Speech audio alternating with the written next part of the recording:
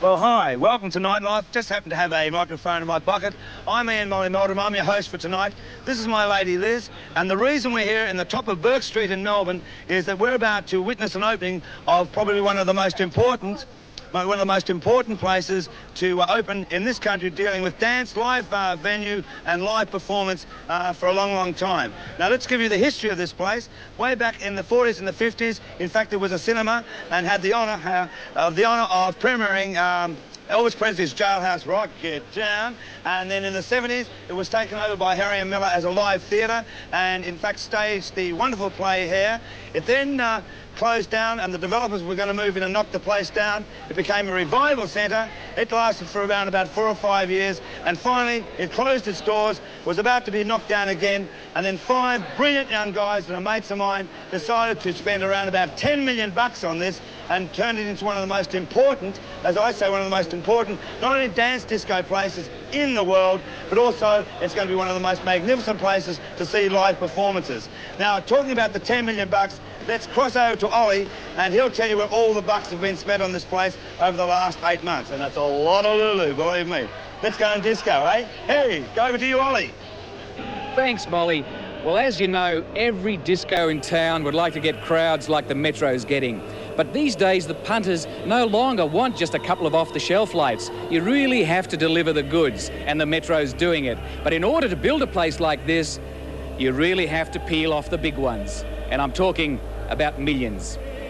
OK then, let's look at building a disco, or very specifically, let's build the Metro. First, a location is needed, and there's nothing wrong with the old revival centre at the sleepy Parliament House end of Bourke Street. That little step sets you back 4 million smackaroos.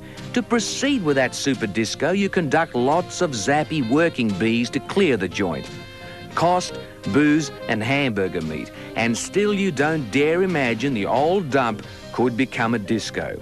Then you realise discos need electronics, so audio, computer videos and lights will empty your wallet of another flashy million.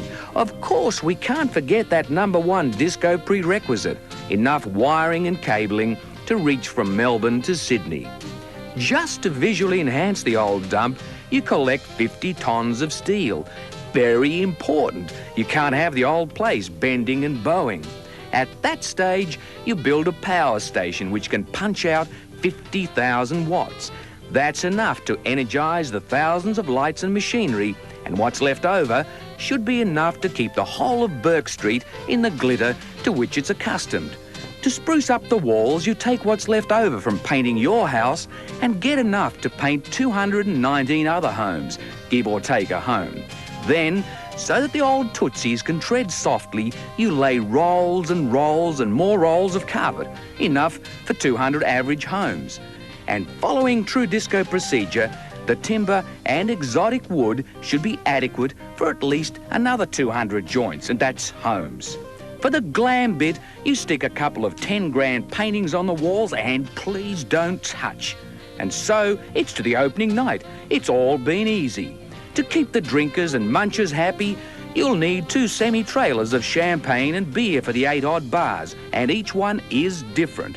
And then, I know you're taking notes, you'll need 30,000 hors d'oeuvres. Now they will go off if not eaten. Not bad. Total bill, 10 million plus. That's plus a couple of 100,000 grand.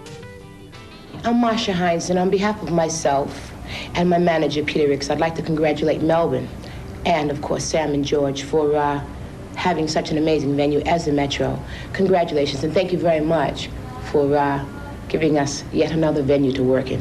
Hey everybody, this is Olivia Newton-John. I just want to wish all you Melbourneites good luck with the new Metro Club. I hear that it's fantastic and I look forward to coming boogieing when I get there. Bye. I'm speaking to all of you via the modern technological means of satellite broadcasting.